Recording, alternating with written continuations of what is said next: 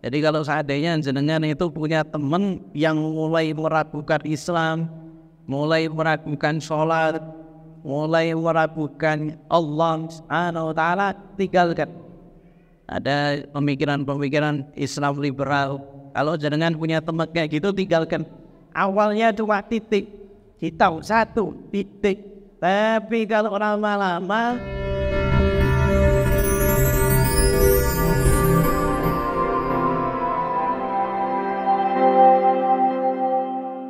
alhamdulillah, kita lanjutkan kembali daripada pembacaan kitab An-Nasaihul Diniyah karya Imam Abdullah bin Arwi Al-Haddad.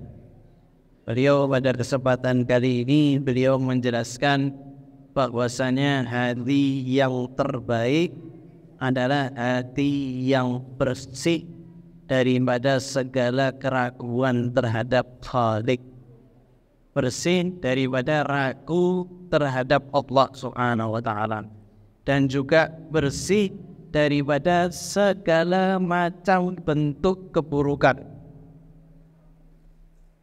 Juga hati yang kenal dengan Allah Subhanahu wa Ta'ala dan juga faham daripada Allah Subhanahu wa Ta'ala. Hati yang mencakup segala bentuk kebaikan. Ini hati yang paling baik. Dan Nabi Muhammad SAW beliau menjelaskan hati itu ada 4 macam. Yang pertama, hati ajradu fihi siraj yuzhiru badzalika qalbul mu'min. Hati yang terang benderang, dipenuhi dengan cahaya. Ini hatinya orang yang mukmin, orang yang beriman kepada Allah Subhanahu wa Ta'ala. Cahaya iman sudah masuk ke dalam hati tersebut, sehingga hati tersebut menjadi terang benderang. Kemudian yang kedua, hatinya orang kafir. Hatinya orang kafir bagaimana? Hatinya orang kafir ini hati yang hitam pekat, tidak ada iman sama sekali di dalam hati tersebut. Yang ketiga, hatinya orang yang munafik. Ini hati yang masih terikat, ya. Yang keempat, hati yang masih kosong, ya. Artinya masih kosong, bisa kemasukan nifaq, bisa kemasukan iman. Hatinya itu masih kosong, lapang. Dan hati ini kalau seandainya kemasukan iman, maka bakal berkembang di hati ini sehingga orang tersebut menjadi orang yang beriman. Atau kemasukan perkara-perkara nifaq, perkara-perkara munafik, sehingga dia itu semakin jelek, semakin hitam, maka kemudian dia menjadi munafik atau menjadi kafir waliyadzubillah. Jadi kalau semakin banyak amal baik, maka hati ini semakin baik. Kalau seandainya banyak amal yang buruk, maka hati tersebut menjadi buruk waliyadzubillah. Apa yang kita lakukan sekarang ini salah satu cara supaya hati kita itu menjadi bersih. Dan berkumpul majelis semacam ini, faedahnya tidak bisa didapat dengan orang itu beribadah sendiri. Beda. Kalau ibadah sendiri sama ibadah bareng-bareng, pahalanya beda, faedahnya beda, efeknya pun juga beda. Ketika seorang itu ibadah sendiri, maka dia itu senapatnya dia sendiri saja.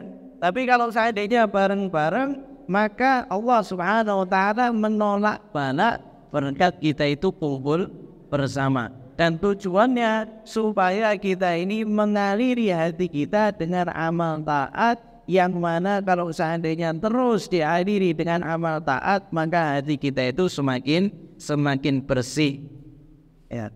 Wa fil hadits, innal imana yabdu fil qalbi lam'a fayadha thumma tazidu hatta yabyadul qalbu kulluhu. Nabi Muhammad SAW menjelaskan, ketika iman itu masuk ke hati seseorang, maka berupa kilatan atau cahaya yang sedikit, ya. Cahaya yang sedikit. Tapi kemudian ketika dibarengi dengan amal taat, kemudian istilahnya itu diomeni, dikasih dengan amal taat, kumpul dengan orang soleh, ngaji Al-Quran, bersedekah, beramal taat, bantu orang, maka dari yang cuma cipratan sedikit, cuma kilatan cahaya sedikit, maka hati itu semakin terang, semakin terang, semakin terang, sehingga hati seseorang itu penuh dengan iman. Begitu juga sebaliknya, hatinya orang yang bermaksiat. Di sini dikatakan wa innan nifaq, kata Nabi Muhammad SAW, nifaq itu ketika di dalam hati pertama kalinya itu cuma hitam aja, cuma titik hitam. Jadi di dalam hatinya bersih, tapi mulai ada perkara nifaq, ya, maka mulai ada titik hitam. Nah, ini bahaya.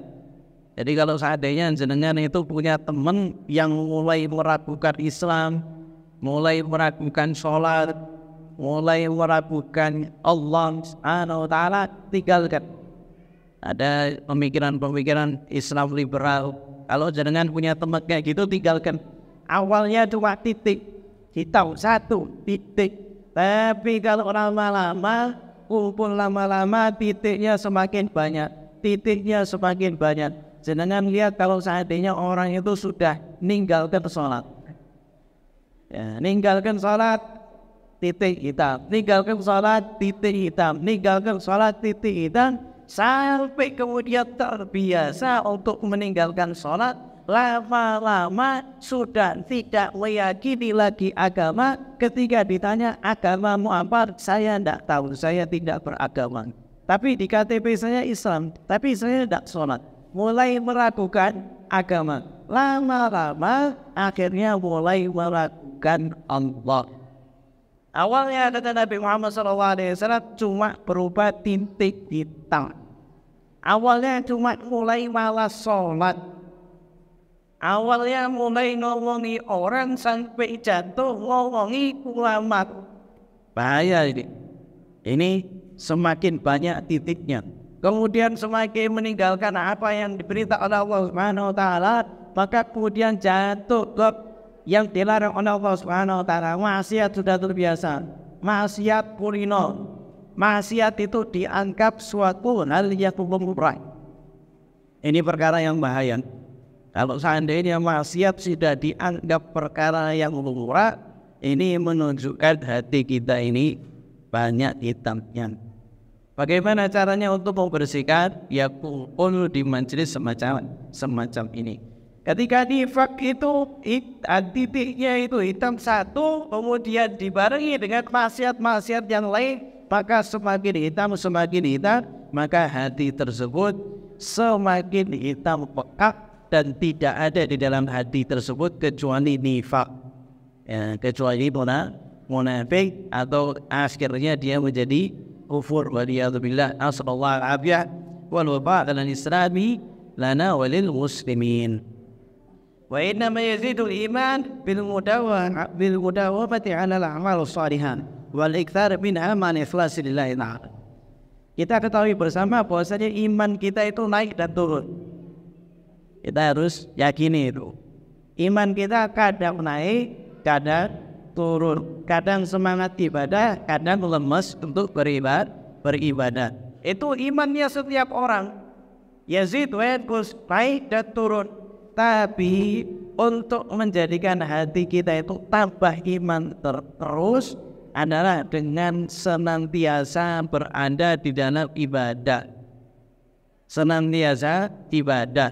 Makanya hendaknya kita istiqomah di dalam amal ibadah yang dengannya iman kita semakin bertambah dengan memperbanyak amal soleh.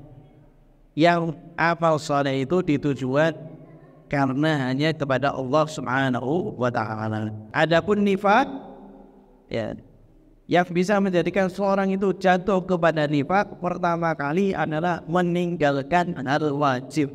Sholat ditinggalkan. Lakwanya orang-orang yang meninggalkan sholat. Hati-hati. Ya, jangan sampai terbiasa meninggalkan sholat. Kalau seandainya luput, ya langsung diqadha. Kalau seandainya sudah terbiasa kulino, maka berusaha bagaimana caranya untuk sholat lagi. Kalau seandainya temennya itu perkumpulannya buruk, temen yang buruk yang tidak pernah sholat, jangan dipungkiri lagi. Jangan sekali-kali. Kenapa? Karena ujungnya nanti, akhirnya nanti, kalau tidak nifaq, ya dia kufur atau meninggal dalam keadaan su'ul khatimah waliyadzubillah. Pertama kali meninggalkan yang wajib, wartikabul muharramat, dan juga melakukan perkara yang haram. Itu awalnya. Kalau sudah terbiasa meninggalkan yang wajib, maka dia pasti bakal jatuh ke dalam perkara yang diharamkan oleh Allah Subhanahu wa ta'ala. Kemudian Nabi Muhammad SAW menjelaskan efek yang terjadi ketika seseorang itu melaksanakan maksiat. Beliau menjelaskan, man adzaba dzanban nukitat fi qalbi nuqtatas sauda. Barang siapa yang melakukan perbuatan dosa, maka di hatinya itu dikasih titik hitam. Fa in taba sukila qalbuhu wa in lam yatub zada dzalika hatta yaswad qalbuh. Kalau seandainya setelah dikasih titik, setelah maksiat dia taubat, maka titik itu dihilangkan daripada hati. Tapi kalau seandainya hendak taubat, kemudian tambah maksiat lagi, maka titiknya di hati itu semakin banyak, sampai hatinya itu hitam pekat. Kalau dan hatinya hitam pekat, sudah tidak mau lagi mendengar nasihat, sudah tidak mau lagi untuk sholat, sudah tidak mau lagi nangis, sudah tidak mau lagi kumpul sama ulama, sudah tidak lagi mau untuk berdekat kepada sunnah Nabi, tapi semakin menjauh. Waliyadu billah. Ya, maka kalau seandainya sudah terkena titik hitam, bagaimana caranya? Taubat. Dan subhanallah, Allah Subhanahu wa ta'ala itu memerintahkan malaikat itu ngasih jeda. Kalau seandainya seorang itu sudah terjatuh ke dalam maksiat, maka malaikat yang kiri itu yang tugasnya mencatat daripada amal buruk, dia ngasih jeda. Tanya sama malaikat yang kanan, ini hambanya ini yang buruk ini, saya tulis atau tidak? Maka malaikat yang kanan itu mengatakan, tunggu sejenak, mungkin dia taubat. Ditunggu. Kalau seandainya maksiatnya pagi hari, coba tunggu sampai siang. Siang orang ini taubat atau tidak. Kalau seandainya tidak taubat, maka baru ditulis. Tapi kalau seandainya dia taubat kepada Allah Subhanahu wa ta'ala, maka dihapus maksiat tersebut. Bahkan kemudian dirubah sama malaikat, ditulis melakukan sebuah kebaikan, atau ditulis sebuah kebaikan. Tadinya keburukan, tapi taubat kepada Allah Subhanahu wa ta'ala, maka ditulis taubat daripada dosa. Taubat daripada dosa itu adalah sebuah kebaikan, baru dicatat sama malaikat. Sehingga Allah Subhanahu wa ta'ala ini sudah ngasih kita waktu yang bagus. Allah Subhanahu wa ta'ala sudah ngasih kita rahmat yang luas. Allah Subhanahu wa ta'ala sudah ngasih kita anugerah yang banyak.